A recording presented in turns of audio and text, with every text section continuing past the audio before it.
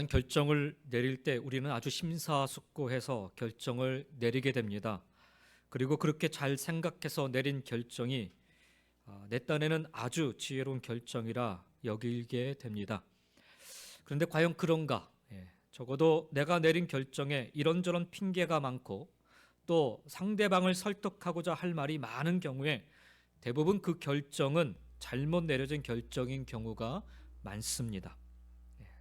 예를 들면 사랑하는 사람이 생겼는데 그 사람을 사랑함에 있어서 이런저런 핑계가 많다면 그 사람 뭔가 좀 이상한 구석이 많은 경우입니다. 적어도 그 사람을 사랑하게 되면 사실 이유가 필요 없지요. 그냥 좋은 것입니다.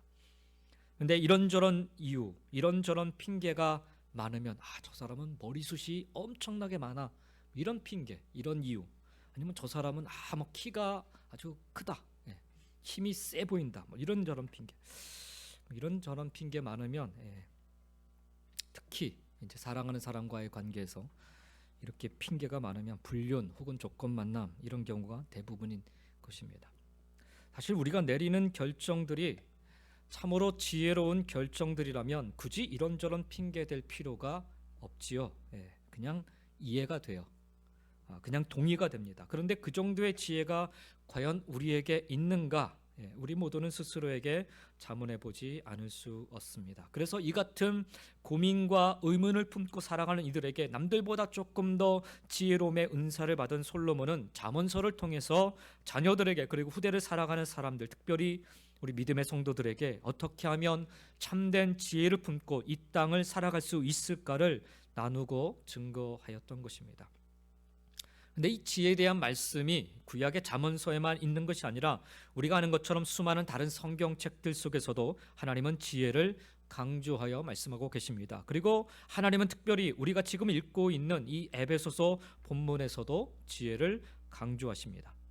수많은 지혜자들이 모여 있는 에베소, 그 에베소에서 나름 자신의 지혜를 자랑하며 살아가는 자들 속에서 에베소 성도들에게 나름 바울은 그 세상 지혜 다 제쳐두고 오늘 하나님이 주시고자 하는 하나님이 말씀하시는 지혜에 대해서 말씀하고 있습니다.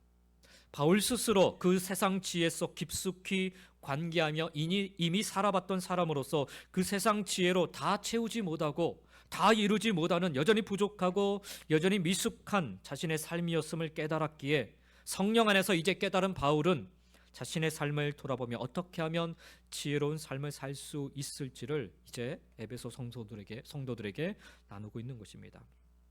오늘 이 말씀을 통하여서 우리는 어떻게 이 세상 속에서 참된 지혜로움을 품고 살아갈 것인지를 우리도 함께 배울 수 있기를 원합니다. 그런데 먼저 우리가 알아야 될 사실은 지혜는 단순히 지식이 아니라 지혜는 행함이다라는 사실입니다. 그래서 지혜를 어떤 깨달음의 지식 정도로만 이해하려 한다면 우리는 세상 지혜와 다르지 않다라는 안타까운 사실에 직면하게 될 것입니다. 그래서 솔로몬도 그리고 사도 바울도 이 지혜를 이야기함에 있어서 행함을 강조하여 설명하고 있는 것입니다. 우리가 잠언서를 우리가 계속해서 지금 말씀 묵상을 하고 있지 않습니까? 생명의 삶을 통해서 말씀들을 보면요, 아주 실전적인 것들이 실제적인 부분들을 많이 가르칩니다. 그 이유는 이 지혜라고 하는 것이 단순히 지식이 아니기 때문에 그래요. 우리가 실천해야 되는, 행해야 되는 것이기 때문에 그렇습니다. 그래서 오늘 본문의 제목이 지혜 가운데 행하라 라는 말씀인 것입니다. 지난 시간에도 말씀드렸듯이 에베소서 후반부에서 하나님이 우리에게 주시는 구체적인 명령 몇 가지를 우리가 배울 수 있는데 그것은 한마디로 표현하면 행하라 라는 말씀 속에 다 담겨져 있습니다. 부르심에 합당하게 행하라 말씀하십니다. 그리고 거룩하게 행하라 말씀하십니다. 또한 사랑 가운데 행하라, 빛 가운데 행하라 말씀하십니다. 그리고 오늘 본문을 통해서 다섯 번째 명령을 하시는데 바로 그것이 뭐냐면 지혜 가운데 행하라라는 것입니다. 오늘 우리가 읽은 15절 말씀이죠. 그런즉 너희가 어떻게 행할 것을 자세히 주의하여 지혜 없는 자 말고 같이 말고 오직 지혜 있는 자 같이 하여라고 말씀하고 있습니다. 그렇다면 지혜 가운데 행한다는 것은 어떤 의미일까요? 15절은 삶이 아무렇게나 살아도 되는 것이 아니라 자세히 주의하여 살아야 하는 것이라고 강조하고 있습니다. 그만큼 우리의 삶이 소중하기 때문입니다. 소중한 것은 아주 귀하기 때문에 따로 보관하지 않습니까, 여러분? 뭐 예를 들면 집에서 쓰는 걸레나 뭐 행주 같은 것들을 금고에 넣고 보관한 사람 없을 거예요. 근데 전혀 가끔 보면 근데 전혀 뜻하지 않은 물건을 냉장고 같은 곳에 넣고 계신 분들도 계셔요. 우리 교회 분들도 몇 분 제가 얘기를 들은 것을 알고 있습니다. 그것이 귀하기 때문에 거기다 넣은 것은 아니겠지요. 그렇게 믿습니다. 근데 뭐 귀해서 그것을 넣었다고 뭐 예를 들면 자동차 키를 귀해가지고 냉동실에 보관할 필요는 없는 거죠. 근데 순전히 깜빡하는 우리 건망증 때문일 것입니다. 근데 여러분 일반적으로 우리가 소중히 여기는 것은 따로 보관하곤 합니다. 뭐 예를 들면 결혼 반지나 목걸이, 귀걸이, 특히 뭐 다이아 반지나 뭐 다이아 목걸이, 다이아 귀걸이 같은 것 같은 경우는 손에 끼고 귀에 걸고 뭐 이렇게 목에 걸고 있을 때는 모르지만 그것을 벗어놓을 때는 아무렇게나 던져놓지 않습니다. 예쁜 보석함에 잘 넣어두게 되죠. 왜냐하면 아주 귀하기 때문에 그렇습니다. 우리의 삶도 마찬가지로 아주 귀하기 때문에 아무렇게나 막 살아서는 안 된다라고 말씀하십니다. 그런 의미로 아주 자세히 주의해야 한다라고 오늘 말씀하고 있는 거예요. 그 이유는 이 땅에서 보내는 우리가 살아가는 뭐 강건하면 70, 80이라고 얘기하지 않습니까? 70, 80년의 삶 자체보다 이 땅에서 어떻게 살았느냐에 따라서 우리의 영혼이 결정되기 때문에 그렇습니다. 그만큼 우리의 삶이 이 땅에서 보내는 우리의 삶이 이 땅에서가 귀한 게 아니라 영원 때문에 귀한 것이죠. 요즘 건강에 대한 관심이 아주 높지 않습니까? 사실 건강은 관리도 중요하지만 어느 정도는 타고나야 한다고 이야기합니다. 특별히 어머니 뱃속에서 10개월을 어떻게 보내는가에 따라서 평생의 건강이 달라진다라는 이야기를 듣습니다. 그 원리를 생각해 보면 뱃속에서 보낸 그 10개월의 삶이 이 땅에서의 80년, 90년의 세월을 좌우하는 거예요. 그러니까 마찬가지로 여러분 우리가 이 땅에서 보내고 있는 이 80년, 90년의 삶은 우리의 영혼을 좌우하는 거예요. 우리가 이 땅에서 어떻게 살았느냐, 무엇을 믿고 살았느냐에 따라서 우리의 영혼이 결정되는 것입니다. 하나님 앞에서 우리가 어떤 영혼을 보낼 것 같은가? 하나님은 말씀하십니다. 너희가 이 땅에서 살아갈 때 세상 사람들처럼 살지 말고 그래서 자세히 주의하여 지혜롭게 살아야 한다라고 말씀합니다. 그렇다면 도대체 어떻게 살아가는 것이 지혜로운 것일까요? 오늘 말씀을 통해 우리가 세 가지를 좀 살펴보기를 원하는데 첫 번째로는 세월을 아끼라 말씀합니다. 세월을 아끼라. 지혜롭게 살려면 세월을 아껴야 한다고 말씀합니다. 16절에 아주 간결하게 얘기하는데 세월을 아끼라 때가 악하니라 라고 말씀합니다. 여기 아끼라라는 말, 이 단어는 에카로라조라는 단어인데요. 이 단어는 그 당시에 주로 상업용으로 사용되던 단어입니다. 상인들이 주로 사용하는 단어였습니다. 물건을 살 때 여러분은 어떻게 삽니까? 최소의 비용으로 최대한 좋은 물건을 사고자 노력합니다. 이번 주간에 이제 블랙 프라이데이가 있어가지고서 다들 뭐 이렇게 관심 갖고 보시는 분들도 계실 거예요. 근데 조금이라도 싼 게 있으면 그거 그냥 핫딜이다 해가지고서 얼른 클릭하고 지난 주간도 저희 집 사람이 띡하니 저한테 텍스트를 보내요. 이거 세일이라고. 뭔데? 그랬더니 블랙 프라이데이 세일이라고. 근데 뭐 그래서 이거 필요한 거냐고 그랬더니 필요한 거라고. 어떻게 해요? 또 저희 집 그 가장 물질의 가장이신 분이 필요하다고 하시니까 그래서 샀죠. 우리는 최소의 비용으로 최대한 좋은 거를 사려고 노력하죠. 근데 요즘 대부분 정찰제이기 때문에 사실 우리가 어떤 뭐 가게에 가서 물건을 깎거나 물건값을 흥정하지는 잘 않습니다. 그러나 불과 수십 년 전만 해도 그렇지 않았어요. 제가 이제 미국에 올 때쯤 돼서 이제 기타를 좀 사기 위해서 한 번은 이제 낙원상가에 간 적이 있었습니다. 낙원상가에 그 악기들이 많아서 이제 그곳을 좀 아시는 분과 제가 갔는데 한참을 이제 돌아다니다가 괜찮은 기타를 이제 발견하고서 이게 얼마입니까라고 이제 물으니까 그때 당시에 이제 한 30만 원 정도 된다라고 얘기를 하더라고요. 제 생각에는 흥정을 좀 잘해가지고 뭐 한 차비값이라도 한 2만 원이라도 좀 깎으면 좋겠다 해서 뭐 28만 원 정도에 사면 잘 사는 것 같은데, 같이 가신 분이 갑자기 15만 원 딱 달라고 하더라고요. 절반을 깎으시는 거예요. 제가 좀 당황스러워서, 저는 그렇게 흥정을 해본 적이 없어가지고, 그래서 아니 속으로 그렇게 생각해요. 아니 저분도 좀 먹고 사는 게 좀 있어야지 그걸 그냥 반값에 딱 산다고 하면 어떡하냐고 제가 이제 그런 생각을 했죠. 근데 주인이 그 가격에 안 된다고 하자, 같이 가신 이분이 제 손을 그냥 딱 잡고 갑시다, 나가자, 그렇게 나가시는 거예요. 그러니까 이제 주인이 그때서야 제 손을 붙잡고서 이제 흥정을 다시 하는 거예요. 신랑이 끝에 결국 기타 케이스까지 해서 제가 23만 원에 그 기타를 산 적이 있습니다. 그 당시에 이제 물건을 사려면 벌써 한 20여 년 전 된가, 물건을 사려면 그렇게 흥정해야 좀 제대로 살 수 있었던 상황이었습니다. 오늘 우리가 이 본문에 나오는 아끼라라는 단어, 이게 물건을 살 때 사용하는 바로 그 단어입니다. 우리의 시간을 함부로 사용하지 말고 주어진 시간과 시간들을 최대한 활용하라라는 그런 의미를 담고 있습니다. 왜 우리가 세월을 아껴야 합니까? 왜 우리에게 다가오는 기회들을 1분의 1초라도 아끼며 사용해야 합니까? 바로 때가 악하기 때문에 그렇습니다. 우리가 사는 이 세상이 우리의 시간을 함부로 낭비할 수 있는 그런 위험한, 영적으로 타락한 악한 세상이기 때문에 그렇습니다. 특별히 지금 이 말씀을 받고 있는 에베소 교회 성도들은요, 그 에베소 지역은 사실 영적으로 엄청나게 타락한 지역이었어요. 그래서 그 시간을 1분의 1초라도 그 악한 것에 내어주지 말라, 아껴야 된다라고 이야기를 하는 거예요. 우리가 살아가는 이 삶의 의미는 이 땅에만 국한되어 있지 않습니다. 영원한 것을 우리가 바라보며 살고 있기 때문에 그래요. 그래서 얼마나 넓은 집에 사는가, 얼마나 좋은 지위에 있는가, 얼마나 건강하게 사는가가 중요한 것이 아니라 삶의 우리는 의미는 영원과 연결되어 있기 때문에 내가 얼마나 영원을 위해 살아가는가가 중요한 것입니다. 그런데 오늘날의 세상은 악합니다. 악해요. 우리의 시간을 영원을 위해 투자하지 못하게 하도록 이 땅을 위해서만 투자하게 만드는 그런 악한 세상이 되어버렸어요. 눈에 보이는 것에만 집중하게 만듭니다. 내가 피부로 느껴 만족할 수 있는 것들을 위해서 살라, 그렇게 자꾸 부추기는 이 시대입니다. 근데 여러분 한번 진지하게 생각해 보시기 바랍니다. 세상이 우리의 시간을 빼앗아가기에 얼마나 좋은지 몰라요? 얼마나 좋은지. 현대는, 지금 우리가 살아가는 이 시대는 과거에 비해서 놀랍도록 편리해졌죠. 옛날에는 100리라고 해서 40km죠. 25마일 정도를 가려면 하루 종일 걸어가야 했습니다. 하루 종일. 요즘 25마일 정도면 30분이면 차로 충분히 갈 수 있는 그런 거리가 되어버렸어요. 그렇게 빠른 시간 속에 우리가 지금 편리하게 살아가고 있어요. 근데 현대는 점점 더 바빠지고 있어요. 우리는.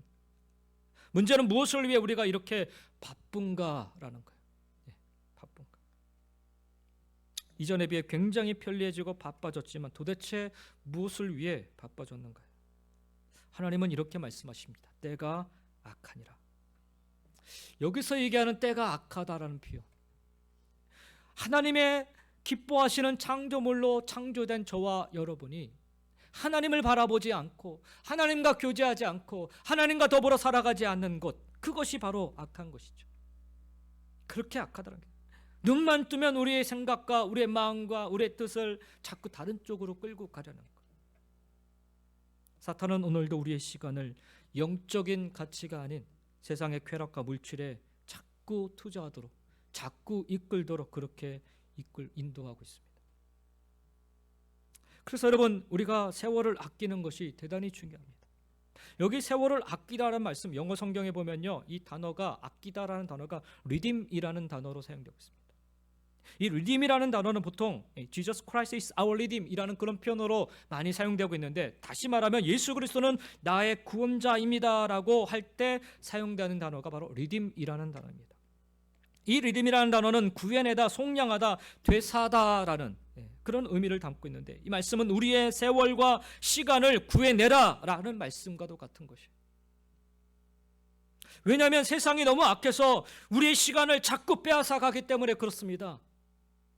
단순히 여러분 1분 1초를 아끼며 살라는 게 아니에요. 여러분, 우리가 살아가는 이 시대 가운데, 이 세상 속에서 우리의 시간이 자꾸 영적이고 하나님 나라를 향한 것이 아니라, 영원한 것을 향하는 것이 아니라 자꾸 악한 것으로 세상 쪽으로 향하기 때문에 그것을 구해내라는 그런 말씀인 거죠. 세상이 너무 악해서 우리의 시간을 자꾸 빼앗아가기 때문입니다. 영적인 일에 시간을 투자하지 않고 이 세상의 잘못된 것에 우리의 시간을 투자하게 함으로 하나님은 너희들의 시간을 구해내라, 이렇게 말씀하고 있는 것입니다. 사랑하는 성도 여러분, 우리의 시간을, 우리의 세월을 구해내야 합니다. 그것이 지혜로운 삶입니다. 90세까지 사는가 100세까지 사는가, 그게 중요한 게 아니라 나의 시간을 어디에 어떻게 사용하는가, 사용했는가, 이게 훨씬 더 중요하다는 거예요. 하나님이 주시는 참 지혜를 가진 사람은 세월을 아끼고 그래서 구해낼 줄 알아야 하는 것입니다. 저는 이 말씀을 받고 있는 대상이었던 에베소 교회 성도들이 처한 상황 속에서 이 말씀을 다시 한번 곰곰이 생각해 보았습니다. 주님이 곧 다시 오심을 간절히 기다리며 살아가던 성도들이었습니다. 특히 1세기 초기 1세기에 살아갔던 믿음의 성도들은요, 주님 하늘로 올라가신 이후로 그들은 주님이 다시 오실 것을 날마다 기다리며 살았던 사람들이에요. 그런데 그들 눈앞에 즐길 게 너무 많은 거예요. 즐길 게. 특히 이 에베소 지역 같은 경우에는요, 오늘날로 따지면 저 뉴욕이나 저 LA나 엄청나게 즐길 곳이 많은 거죠. 맛집도 많고 즐길 것도 많고, 그냥 길거리만 걸어가도 그냥 눈요기할 것들이 얼마나 많은지 몰라요. 향락의 문화, 술의 문화, 이런 것들이 가득 차 있는 것이, 누릴 게 너무나도 많고 채울 게 너무나도 많은 그런 시대, 그런 상황 속에 에베소 교회 성도들이 살아가고 있었어요. 지금까지 경험해보지 못한 새로운 것들이 너무나 많아서 정신 못 차릴 정도였다라는 거예요. 여러분, 지금 우리가 살아가는 세상과 너무나 비슷하지 않습니까? 우리도 그래요. 누릴 게 너무 많아요. 채울 게 너무 많아요. 지금까지 경험해보지 못했던 그런 새로운 것들이 너무너무 많아서 매일 눈 뜨면 그냥 깜짝깜짝 놀랄 때가 많은 거죠. 그런데 사도 바울은 그런 성도들에게 지금 강력하게 권고하고 있는 것입니다. 세월을 아끼라. 당신들의 세월을 헛되이 허비하지 말고 시간 있을 때 부지런히 당신들의 시간을 구해내야 한다라는 것입니다. 순간 한눈 팔면 그냥 빼앗겨버리니 정신 똑바로 차리고 당신들의 시간을 구해내라라는 것입니다.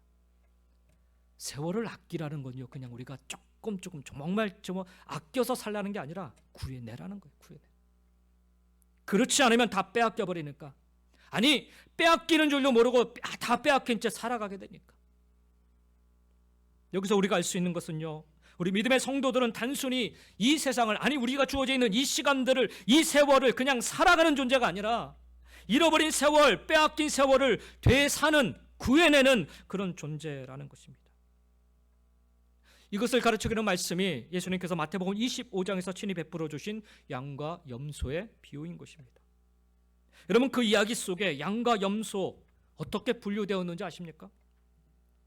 그들 앞에 거의 동시에 혹은 거의 흡사한 모습으로 우리 예수님께서 어린 소자의 모습이 돼서, 혹은 헐벗은 자가 되셔서, 혹은 병든 자가 되셔서, 가난한 자가 되시고, 옥에 갇힌 자가 되시고, 목마른 자의 모습으로 그들에게 찾아가셔요. 그런데 염소로 분류된 자들은 어떻게 했는가? 그들은 찾아가는 그 주님, 어린 자의 모습이든 헐벗은 자의 모습이든 병든 자의 모습이든 가난한 자의 모습이든 옥에 갇힌 자의 모습이든 목마른 자의 모습이든 아무 반응도 보이지 않습니다. 아무 반응. 왜? 그냥 내가 지금 살아가는 게 바쁘고 정신없고 좋으니까, 옆에서 죽어가는 사람이 있음에도 불구하고 관심 기울이지 않고 그냥 살아가요. 그냥 살아가는 거예요. 그냥 아무 반응 없이 자기의 삶을 살았습니다. 이 사람들이 바로 염소로 분류된 사람들입니다. 그것에 비해서 양으로 분류된 사람들, 어떠한 사람들인가? 그들은 그냥 살지 않았어요. 굳이 다른 표현을 쓰자면 그들은 자신들의 시간을 삽니다. 리듬합니다. 어떻게 사는가? 특별한 대가를 치르며 삽니다. 특별한 대가를. 관심이라는 대가를 치르는가 하면 옷이나 혹은 물이나 돈 따위를 지불해 가면서 그렇게 살아갑니다. 이렇게 해서 그들은 그 시간을 되찾습니다. 그 시간을 자신의 시간으로 만들었어요. 주님의 명령을 따르는 시간으로 만들었던 것입니다. 주님의 계명을 준수하는 시간이 되게 하였던 것입니다. 하나님이 기뻐하시는 시간으로 만든 거예요. 이게 세월을 아끼는 모습이에요. 세월을 다시 되사는 모습이죠. 바로 그러한 시간을 통해서 그들은 그렇게 하나님이 기뻐하시는 그리스도인이 되었던 것입니다. 그리스도의 사랑과 그리스도의 진심과 그리스도의 희생을 실천함으로 그 시간을 보냈던 것입니다. 바로 주님께서는 그 시간이 기억되었고, 주님께는 그 시간이 기억되었고, 그 시간이 계산된 것입니다. 그 시간이 인정받은 것이죠. 그래서 그 양으로 분류된 자들은 하나님 나라에 들어갈 수 있었던 것입니다. 그렇습니다, 여러분. 이것이 바로 세월을 아끼라라는 진정한 의미인 것입니다. 1분 1초를 그냥 쪼개가면서 낭비하지 않고 사는 그 정도의 개념이 아니라는 거예요, 우리가. 그런 이야기는 여러분 세상 세미나에 가서도 얼마든지 들을 수 있는 거예요. 근데 하나님이 원하시는 것은 우리의 세월을 악한 것에 그냥 내버려 두지 말고, 그냥 살아가지 말고, 정말 하나님이 기뻐하시고 원하시는 그 뜻을 쫓아서 내 시간을 채워나가라 말씀하고 있는 것입니다. 이것이 바로 세월을 아끼며 사는 지혜로운 자의 모습인 것입니다. 오늘 여러분은 어떻게 살아가시겠습니까? 그냥 하루하루 아무 의미 없이 그렇게 사시겠습니까? 사도 바울은 에베소 교회 성도들에게, 아니 오늘 우리에게 말씀하십니다. 세월을 아끼며 살아야 된다. 그게 지혜로운 자의 모습이라고. 우리도 지혜로운 자로서 세월을 아끼며 여러분이 그 귀한 삶, 하나님이 허락하실 귀한 삶 살아가시기를 주님의 이름으로 간절히 축원드립니다. 두 번째로, 지혜로운 자는 세월을 아낄 뿐만 아니라 하나님의 뜻을 이해해야 합니다. 17절 말씀을 보십시오. 그러므로 어리석은 자가 되지 말고 오직 주의 뜻이 무엇인가 이해하라라고 말씀해요. 세월을 허송하지 않는 가장 좋은 방법은 하나님의 뜻을 이해하는 것입니다. 어떤 분이 이 세상에 사는 사람을 4가지 종류로 나눌 수 있다, 그런 얘기를 해요. 재밌는 얘기라서 제가 여러분에게 좀 드립니다. 첫째는 멍게, 두 번째는 멍부로 사는 사람, 첫 번째는 멍게로 사는 사람, 세 번째는 똑개로 사는 사람, 네 번째는 똑부로 사는 사람. 멍게는 멍청하고 게으른 사람을 줄임말이래요. 그럼 멍부는 무엇이겠어요? 멍부? 멍청한데 부지런한 사람. 똑개는 똑똑하면서 게으른 사람. 그리고 똑부는 똑똑하면서도 부지런한 사람을 가리키는 말이라고 합니다. 이 4종류의 사람 가운데 가정 안에서 혹은 공동체 안에서 가장 많은 해를 끼치는 사람 누구일까요, 여러분? 멍게일까요? 똑개일까요? 예상외로 가장 가정이나 공동체에서 해를 끼치는 사람은 바로 멍부라고 합니다. 멍부.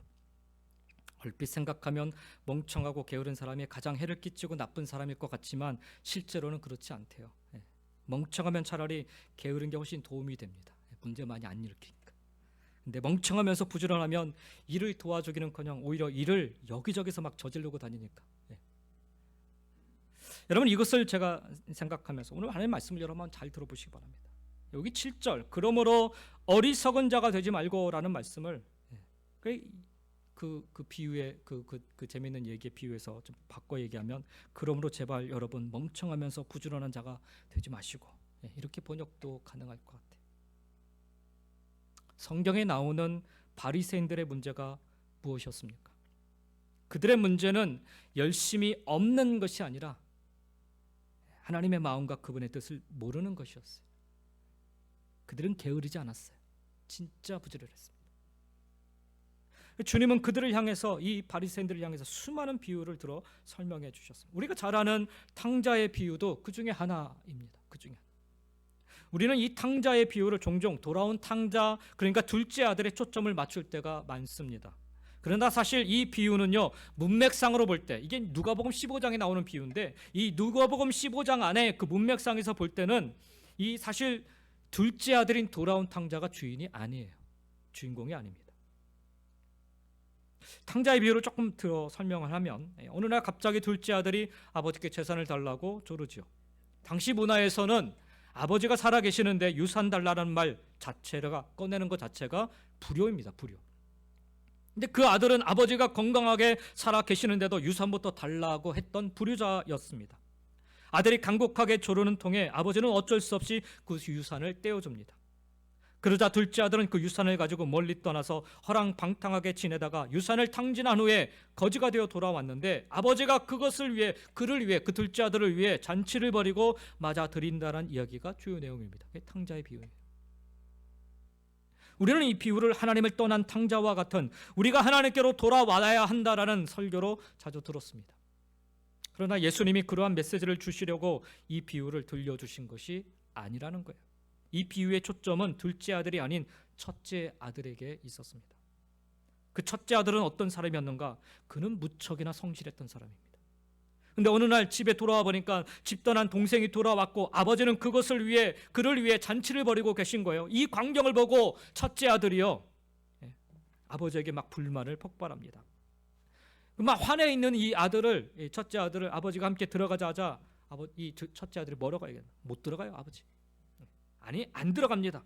아니, 아버지 어떻게 이러실 수가 있어요? 저는 지금까지 열심을 다해 살았지 않습니까? 최선을 다해 아버지 아들 노릇하지 않았습니까? 제가 언제 아버지 속을 썩인 적 있어요?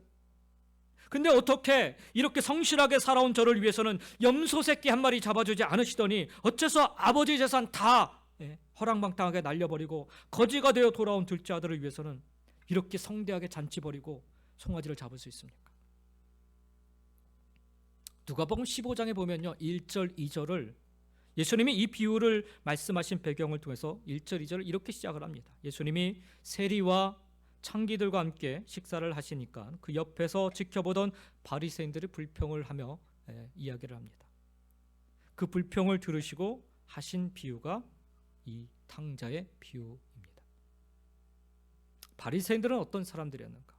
그들은 성실하게 살아갔던 사람들, 적어도 둘째 아들에 비해서 죄를 덜 지은 사람들이에요. 이들은 아버지의 명령을 어기거나 재산을 탕진한 적이 없는 사람들입니다. 겉으로 보기에는 아무런 문제가 없었습니다. 그러나 이들은 아버지의 마음을 알지 못했습니다. 오늘날 우리들 안에도 이런 사람들이 있을 수 있어요. 여러분, 바리새인들을 너무 깎아내리지 마시기 바랍니다. 그들은 우리보다 못한 사람이 결코 아니에요. 바리새인들은 이스라엘 민족 중에서도요 7,000명 안에 들 정도로 아주 소수 정예에 아주 율법을 잘 지키는 사람들입니다. 그들은 성경을 줄줄 외울 정도로 성경 공부를 많이 하는 사람들이고 하루에 3번씩 시간을 정해놓고 기도하는 사람들이에요. 일주일에 3번 금식합니다. 100에 23조, 즉 11조의 2배가 넘는 액수를 헌금하는, 오늘날로 말하면 아주 독실한 그런 신앙인들이라는 거예요. 근데 예수님은 그들에게 뭐라 말씀하시냐면 독사의 자식이라라고까지 이야기하십니다. 그 이유가 무엇입니까? 그들에겐 열심히 있지만 아버지의 뜻과 아버지의 마음을 몰랐기 때문에 그렇습니다. 하나님의 이 권면을 여러분 우리가 이해할 수 있어야 됩니다. 그러므로 어리석은 자가 되지 말고 오직 주의 뜻이 무엇인가 이해하라. 우리가 하나님의 뜻을 이해하지 못하면 똑같습니다. 우리도. 예수님은 그렇게 말씀하시죠. 나더러 주여 주여 하는 자마다 다 천국에 들어갈 것이 아니요 다만 하늘에 계신 내 아버지의 뜻대로 행하는 자야 들어가리라. 그러면서 말씀하시기를 그날에 많은 사람이 나더러 이르되 주여 주여 우리가 주의 이름으로 선지자 노릇하며 주의 이름으로 귀신을 쫓아내며 주의 이름으로 많은 권능을 행하지 아니하였나이까 하리니 그때 내가 그들에게 밝히 말하되 내가 너희를 도무지 알지 못하니 불법을 행하는 자들아 내게서 떠나가라 하시니라. 여러분, 신앙생활은 열심만으로 하는 것이 아닙니다. 우리의 정성과 성실함도 중요하지만 그보다 먼저 선행되어야 될 것은 한 가지, 바로 하나님의 뜻을 헤아리고 분별하는 것입니다.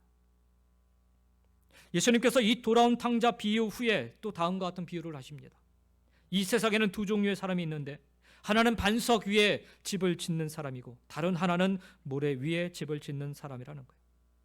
저와 여러분 모두는 집을 짓는 사람들입니다. 근데 집을 다 지으면 집의 기초가 보이지 않습니다. 그런데 그 기초가 보이는 날이 오지요.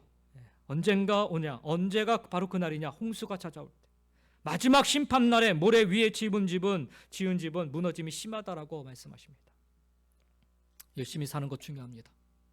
그러나 하나님의 뜻을 이해하는 것이 더 중요하다는 거예요.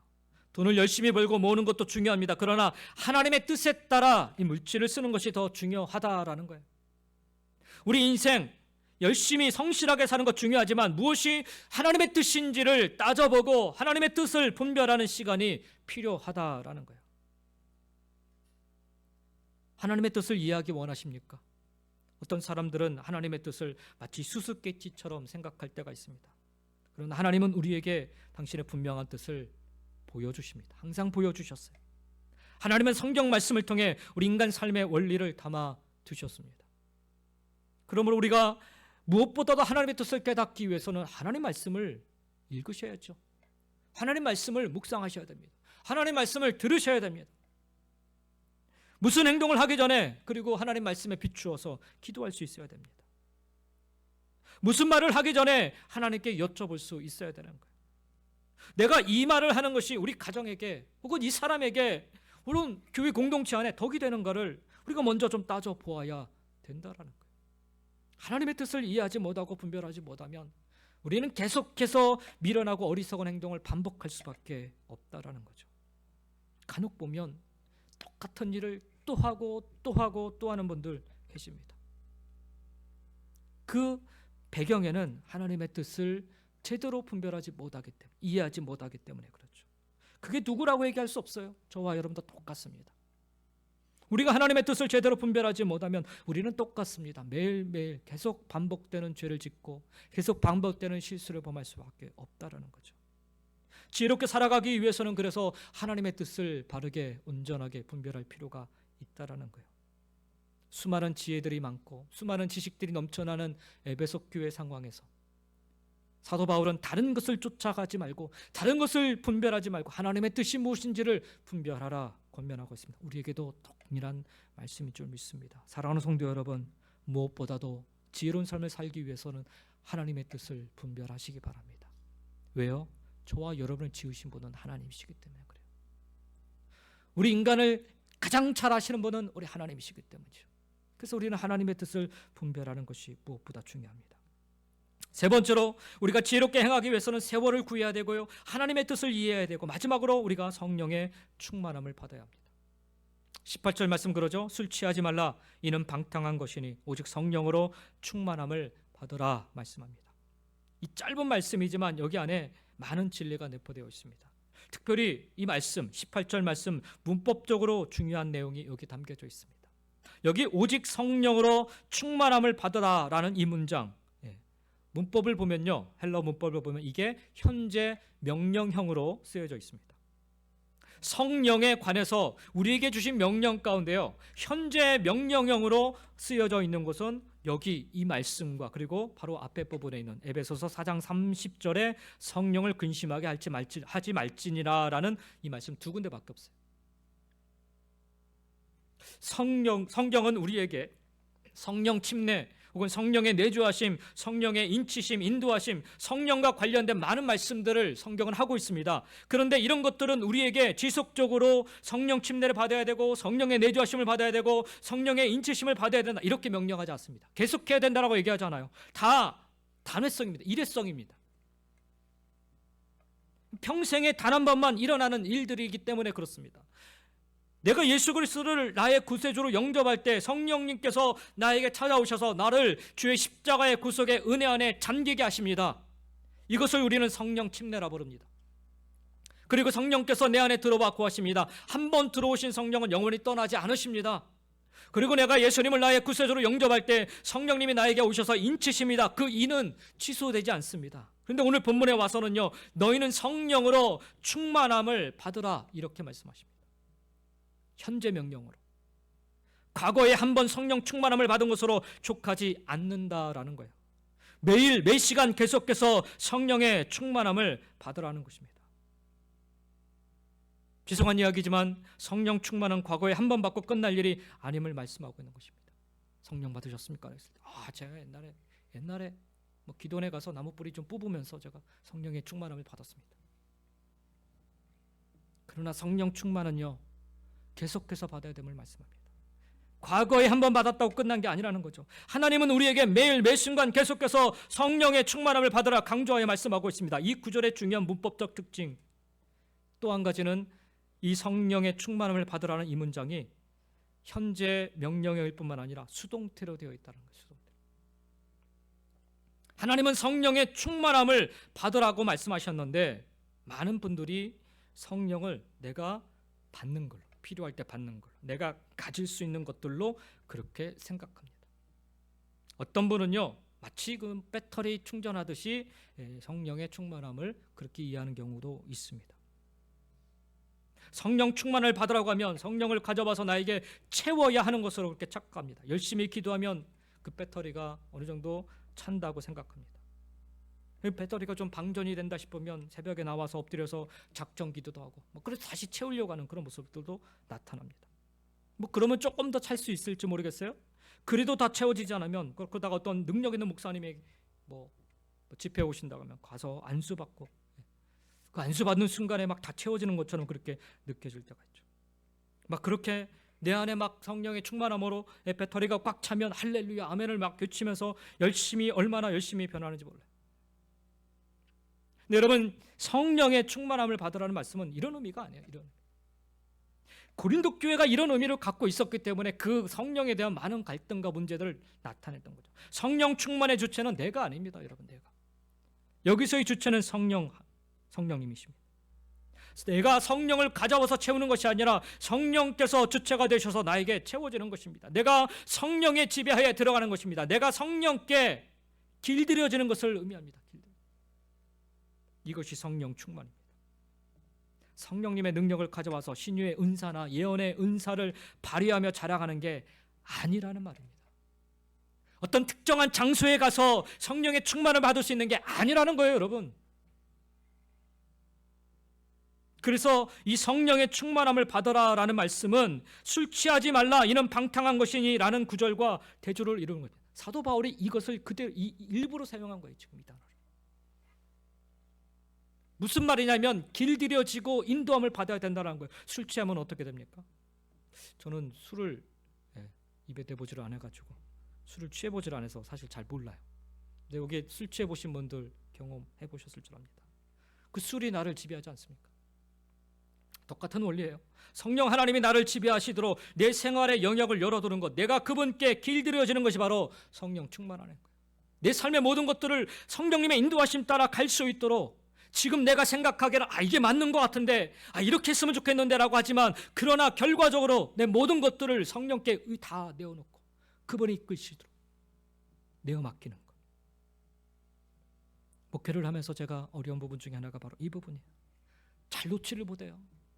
뭔가를 내가 하려고 하고 뭔가를 제가 이기려고 하고 이렇게 했으면 좋겠다라고 생각한 거 계획을 이루려고 하고 어떤 때는 제가 잠을 잘 못 자요. 한번 이렇게 그 생각이 한번 딱 들어오면 아이디어가 생각이 들어오면은 어떤 때는 그 생각 때문에 밤새 혼자 집을 졌다 무너뜨렸다 졌다 무너뜨렸다 그러느라고 잠을 못 잘 때가 많습니다. 성령께서 나를 지배하시도록 내 생활의 모든 것들을 열어두고 그분께 내어드리는 것이 바로 성령 충만의 삶이라는 거예요. 지혜롭게 사는 길은 성령 충만함으로 성령께 길들여지는 것입니다. 그러면 우리가 성령께 길들임을 받고 성령 충만하면 어떤 결과가 나타나는가? 이걸 좀 우리가 보셔야 돼요. 오늘 우리가 읽은 본문 19절부터 21절에 보면 성령 충만의 결과를 4가지로 언급하고 있어요. 이 말씀에 보면 5가지 분사가 나오는데 다 18절에 다 이렇게 종속되어 있는 그런 분사들입니다. 첫 번째로 성령 충만의 결과는 서로 화답하는 삶이에요. 19절에 그러죠. 시와 찬송과 신령한 노래들로 서로 화답하며라고 말씀하는데 여기 서로 화답하며라는 단어가 중요합니다. 이것은 쉽게 말해 의사소통이라 할 수 있어요. 소통. 성령 충만을 받으면 그리스도인들끼리 성령 충만한 사람들이 서로 시와 찬송과 신령한 노래로 서로 의사소통을 한다라는 것입니다. 이 구절은 서로 찬양한다는 말씀이 아닌 거예요. 서로 찬양한다는 게 아니에요. 그렇다면 시와 찬송과 신령한 노래는 무엇인가요? 이 문장을 그 어절로 나누어 해석하는 경우가 많지만 사실 많은 신학자들은 그렇게 해석하지 않고 이것을 영적인 이야기로 해석합니다. 하나님을 찬양하는 말들이다 해석합니다. 교회 안에서 성도들끼리 만났다고 해서 모두 올바른 교제를 한다라고 우리가 생각할 수 없습니다. 때로는 만나면 헌담하고 마음에 독한 마음을 가지고 누군가를 비난하기도 하고 다른 이야기만 잔뜩 하고 돌아오면 이건 성령 충만한 것이 아닙니다. 그렇다고 여러분 정치나 취미에 대해서 이야기하려고 하면 막 끊어버리고 하나님 말씀만 합시다 이렇게 밀어붙이면 이것도 옳지 않죠.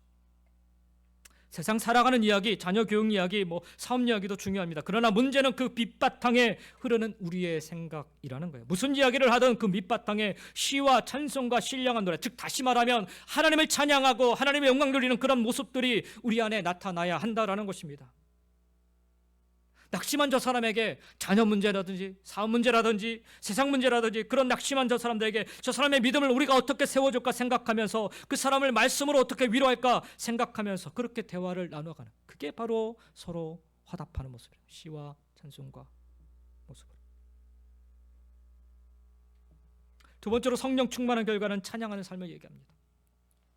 19절에 그러죠. 너희 마음으로 주께 노래하며 찬송하며라는, 여기 노래한다, 찬송한다 똑같은 단어인데 동사가 똑같은 단어예요. 성령 충만하면 우리의 마음속에는 언제 어디서나 어떤 일을 하든지 노래와 찬양이 있게 된다는 것입니다. 이것을 깨달은 찬송가 작사가가 내 영혼의 극히 깊은 데서 맑은 가락에 울려나네, 하늘 곡조가 언제나 흘러나와 내 영혼을 고이사네라고 고백을 하는 거예요.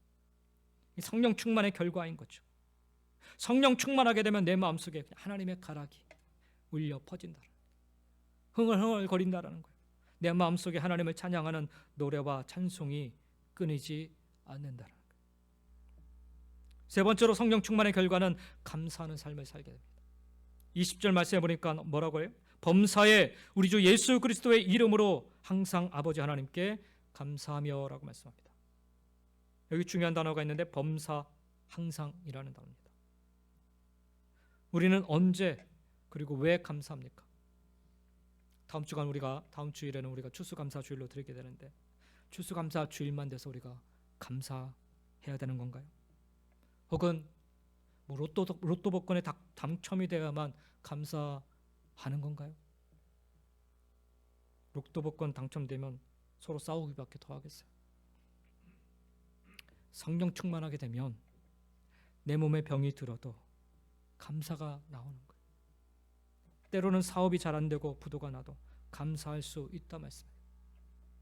범사에 예수 그리스도의 이름으로 감사할 수 있다라고 말합니다. 내 몸이 비록 병들었지만 자신을 생각할 때 감사할 수 있는 것입니다. 사도 바울이 그렇게 살았잖아요. 때로는 몹쓸 병에 걸려서 죽게 된다고 해도 괴롭고 슬프겠지만 예수 그리스도를 생각하면 그분으로 말미암아 내가 구원받았기에 영원한 생명을 얻었기에 이 땅에서는 내가 비록 고통스럽게 살아가지만 영원한 하늘나라에서는 기쁨과 감사함으로 살 수 있다라. 그래서 감사하는 거죠. 예수 그리스도의 이름이 나를 구원해 주셨기 때문에 내가 영원히 살 것이기 때문에 감사할 수 있는 거죠. 성령 충만한 삶을 삽니다. 우리가 이 감사를 놓치지 않게 된다라는 거예요. 마지막으로 성령 충만의 결과는 21절에 나타나는 것처럼 그리스도를 경외함으로 복종할 때 서로 복종하는 마음이 생긴다는 거예요. 그러면서 21절 이후에 가정에 대한 얘기를 하는 거예요. 남편은 아내에게 복종하고 아내는 남편에게 복종하게 되는 거예요. 성령 충만하면 상대의 의견에 서로 존중하게 됩니다. 진리가 아닌 것은 서로 양보할 수 있게 되는 거예요. 사소한 일로 싸우지 않습니다. 이것이 성령 충만의 증거인 것입니다. 우리의 우리의 삶이 이 지혜 가운데 행하길 원한다면 무엇보다 성령 충만한 가운데 행할 수 있어야 됩니다. 왜냐하면 우리를 지으신 창조주 하나님이 우리를 가장 잘 아시기 때문입니다. 그리고 하나님의 뜻, 하나님의 마음을 잘 아시는 분은 우리 안에 거하시는 성령님이십니다. 그러하기 때문에 성령의 충만한 가운데, 즉 성령의 다스림과 인도하심 속에 순종하며 살아갈 때 우리는 이 세상 그 누구보다도 가장 지혜로운 삶을 살아갈 수 있게 되는 것입니다. 여러분, 성경이 말하는 지혜는요, 단순한 재주나 세상의 꾀가 아닙니다. 세상의 꾀로 이 땅에서 지위와 재물을 얻어서 안락한 삶을 살 수도 있겠지요. 그러나 하나님의 지혜가 없으면 이 모든 것이 다 소용이 없다라는 거예요. 이 땅에서 똑똑함이 무슨 소용이 있겠습니까? 예수님이 그렇게 말씀하잖아요. 부자에게 어리석은 자여, 오늘 내가 네 생명을 도로 찾으리니 그리하면 네 쌓은 재물이 누구의 것이 되겠느냐? 누구의 것이 되겠느냐?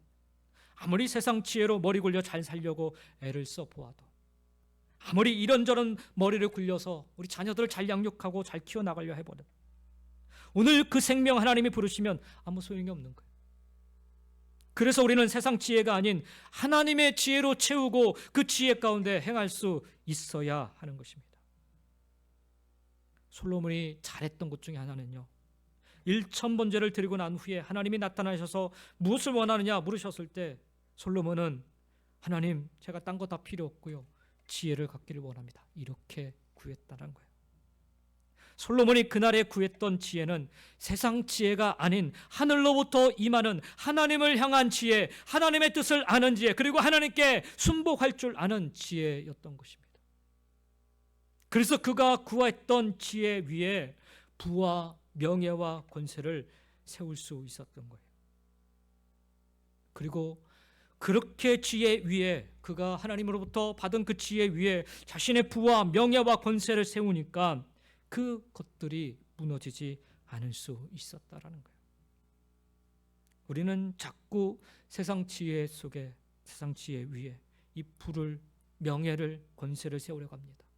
아니, 때로는 지혜 다 빼버리고 세상 꾀를 가지고서 그렇게 부와 명예와 권세를 세우려고 합니다. 그러나 그것으로는 무너질 수밖에 없다는 사실. 하나님의 지혜 위에 세움받은 삶이어야 무너지지 않습니다. 오늘 사도 바울은 에베소 교회 성도들에게, 그리고 오늘 저와 여러분에게 지혜로운 자가 되기를 간절히 부탁하고 말씀을 권면하고 있습니다. 사랑하는 성도 여러분, 지혜 가운데 행하시기 바랍니다. 하나님이 주시는 이 지혜를 소망하시고 하나님이 허락하여 주시는 이 지혜를 받아서 이 땅에서 무너지지 않는 삶 살아가시기 바랍니다. 아니, 오히려 어둠 속에서도요, 슬기롭게 이기고 헤쳐나갈 수 있는 그런 참으로 복된 삶 살아갈 수 있기를 예수님의 이름으로 간절히 축원드립니다. 기도하겠습니다.